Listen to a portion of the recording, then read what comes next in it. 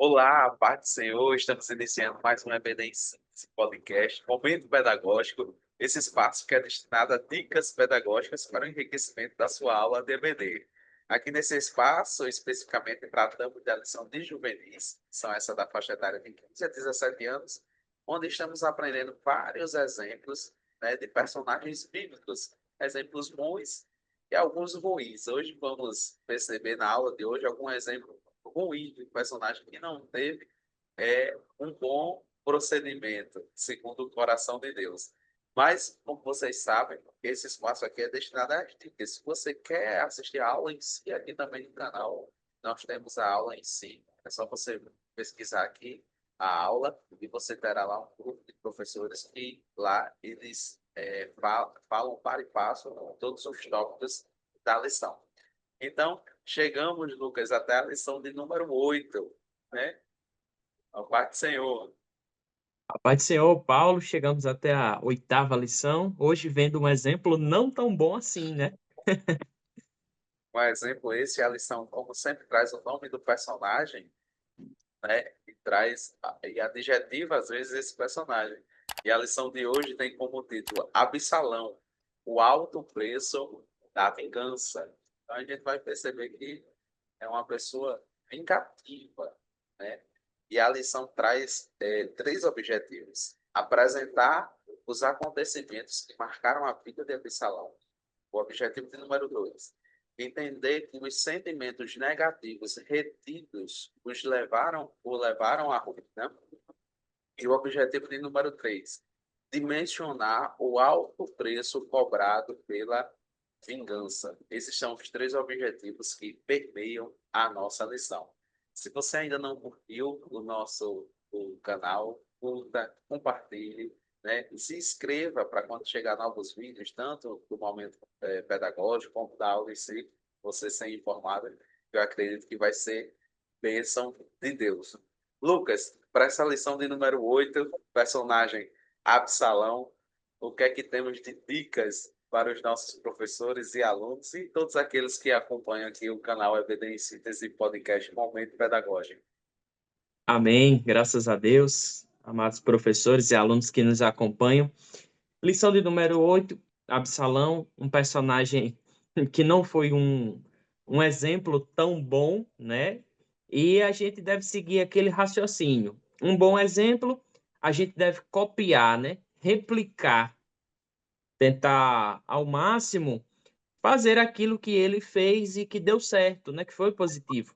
E os maus exemplos a gente rejeita, procura não fazer, evita ao máximo que nós pudermos. E o tema da lição geral, não é, que a gente toma como pano de fundo, o personagem para tratar sobre a temática, né, que é a temática da vingança, né, a vingança, o rancor, todas essas coisas que perpassam a nossa vida e a vida do seu juvenil também, a vida daquele adolescente que está lá na sua aula, né? Então, qual é o meu propósito? É trazer aqui uma dinâmica para que o professor consiga explorar um pouco esse tema de vingança, de rancor ou de ódio, né, ou de você retribuir na mesma medida na vida dos seus alunos.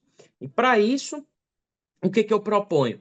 Uma dinâmica muito simples, focada na reflexão, digamos assim. O professor vai dividir a sua classe em pequenos grupos, tá bom? Então, o professor vai dividir a classe em grupos pequenos, não precisa ser muito grande, né? Em duplas ou talvez em trio, dá certo também. Se a classe for muito grande, aí um quarteto, e fica assim, dividindo nesses grupozinhos menores. E qual é a ideia? É que o professor, nesses grupos, vá distribuindo o que eu chamo sempre aqui de situações problema. O que são situações problema?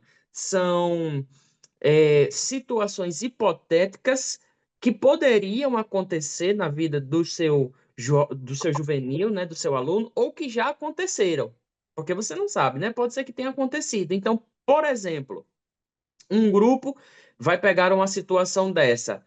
É, Você pode distribuir num cartão, numa folha, algo assim do tipo, e vai vir escrito, por exemplo, espalharam uma mentira sobre você. espalharam uma mentira sobre você. Veja, é uma situação hipotética, mas que já pode ter acontecido com um dos seus juvenis que está ali.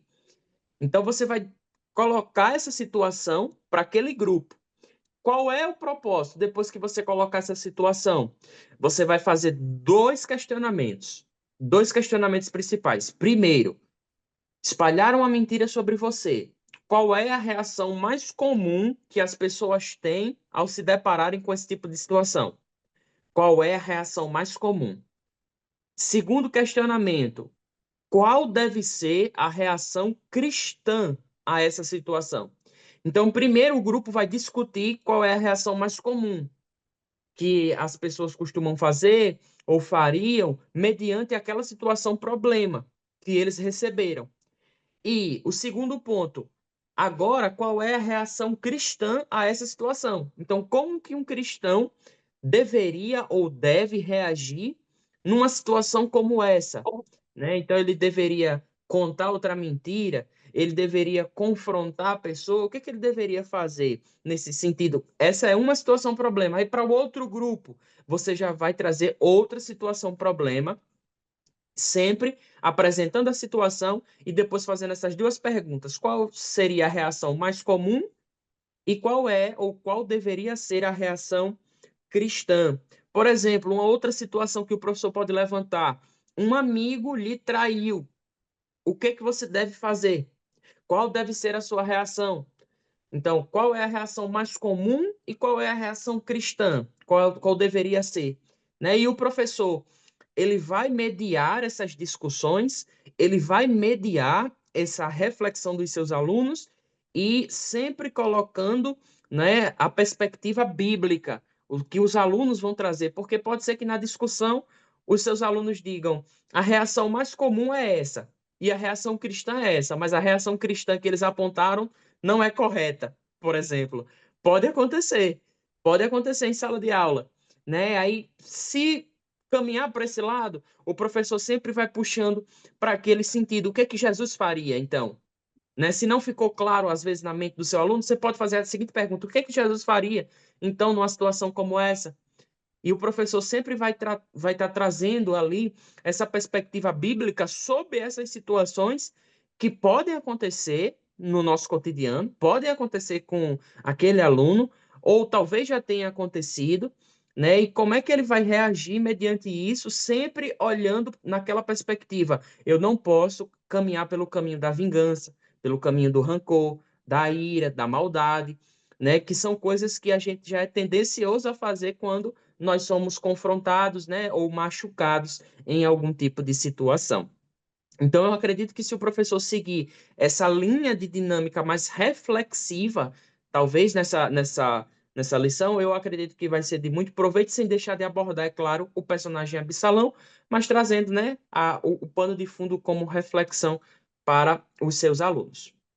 Amém, uma pesquisa muito valiosa, vai ser meio interativo entre o professor e o aluno. Eu também trouxe uma dinâmica, preparei uma dinâmica aqui para gente fazer nessa aula. Dentro da dinâmica é rebeldia e vingança de Absalão, né? O material para você levar para a sua aula, para reproduzir essa dinâmica, é uma caixa, né? Ela pode ser uma caixa bem ornamentada, como também, na vez que eu fiz com a caixa de chocolate. Mas vocês vão ver que dentro da caixa não tinha chocolate, mas eu utilizei uma caixa de chocolate. Aí você vai perguntar, e o chocolate, o que é que você fez com eles? Distribui depois da, depois da aula, né? Porque os alunos sempre gostam de algum, algum doce, né, Lucas? É verdade. Aí você vai dizer, mas desse jeito eu vou ter que trabalhar na garota. Mas nem sempre a gente pode levar, a gente, eu sei, bom, mas nem sempre a gente pode estar levando, né, chocolate, doce, até pela disponibilidade. Mas se você tiver a opção de fazer algo diferente, faça. Se você não tiver a opção de levar a caixa de chocolate, você leva uma caixa bem ornamentada. No meu exemplo, eu tive uma caixa de chocolate, só que eu abri a caixa de chocolate, retirei todos os chocolates e dentro a gente coloca dois papéis, com o nome rebeldia e vingança, certo? Sei lá, a caixa de chocolate, né? Então você vai apresentar a caixa de chocolate, é uma caixa bem ornamentada. E essa dinâmica é interessante fazer ela no início da aula, né? Aí você vai falar, olha, estamos vendo uma caixa bem bonita, bem ornamentada, você pode até colocar um laço, papel celofane nessa caixa de chocolate, laço, né? Aí você diz, estamos vendo uma caixa bem bonita, bem ornamentada. Aí você pergunta, mas o que pode ter dentro dela? Aí você vai aguardar a resposta. Geralmente, eles vão dizer que é para ter o quê? Chocolate ali dentro, né? Então você entrega para eles abrirem, né? E quando eles vão abrir, eles vão descobrir o conteúdo que tem dentro da caixa. E o conteúdo que tem dentro da caixa vai ser aqueles dois papéis que a gente colocou lá no início, né? Que vai ser rebeldia e vingança, né?